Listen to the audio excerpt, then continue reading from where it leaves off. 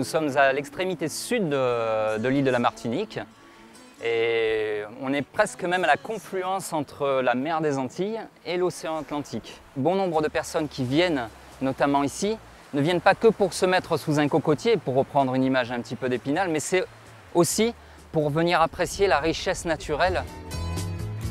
Un de ses emblèmes, c'est la tortue marine. Et elle vient passer une petite partie de l'année sur les plages hors de l'eau pour pondre.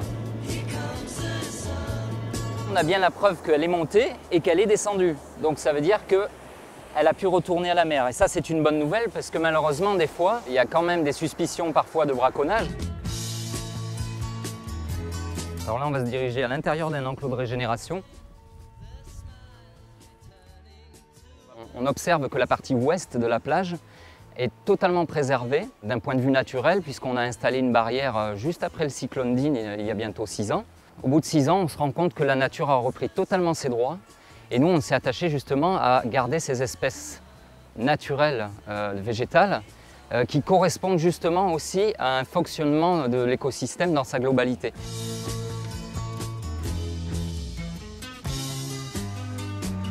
Même si aujourd'hui l'économie est basée sur le tourisme au niveau de la plage, avant l'économie était plus basée au niveau de l'exploitation du sel. Il y a toute une histoire qui est encore présente, qui est quand même mise en valeur à travers les équipements touristiques aujourd'hui pour ne pas l'oublier.